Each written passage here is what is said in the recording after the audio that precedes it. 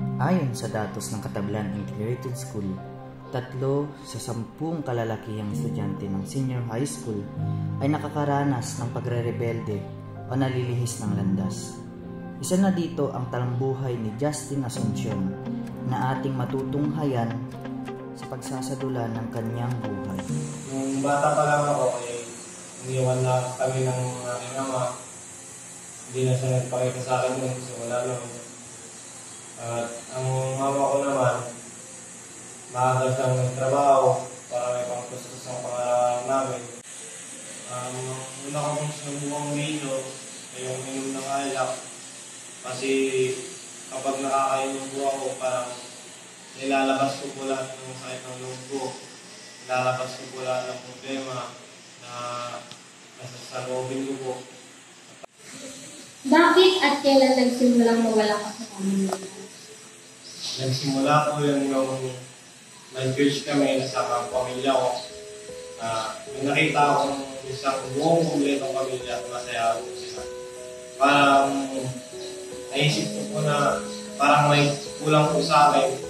Kaya po nung pag-uwi po namin sa bahay, tinanong ko po yung aking mama. Ma. Ano? Ma, gusto ko lang kasi makasigurado kung sino talaga yung papa ko.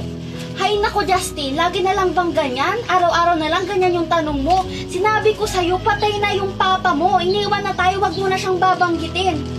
Kinain na siya ng pating, kahit kailan wag mo nang tatanong sa akin yung papa mo. Ay nako, nakakasira ka ng harap. Nasa ng aking papa, nauwi lang po yun sa pagtatalo. Kaya doon na po nag-umpisa ako ng pag-deliver. Ang experience ko po ng nakalala, yung nag-tingnan po kami yung kalawa. Tapos meron pa po isa yung may babae po kasi na nagpatago po sa akin. Pero hindi ko po kayo friend. Ano yung mo dito? Itago mo ako, itago. Sabi niya po, itago ko po siya. Kasi nanagda po niya mga parents niya. Tapos yun po, ginawa ko din naman po.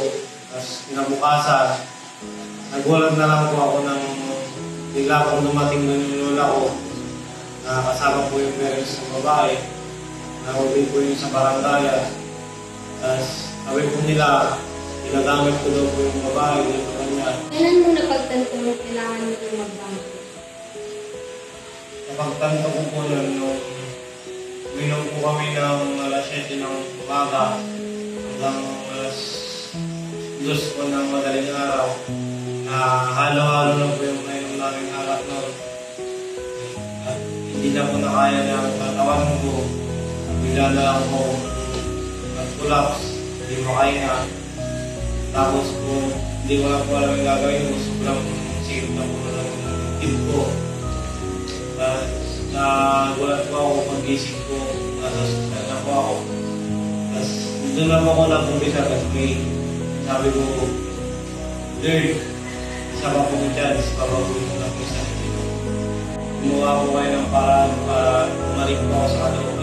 Dumating po si Brother John na invitan niya po ako sa kanilang church. Nung una po parang ayaw ko.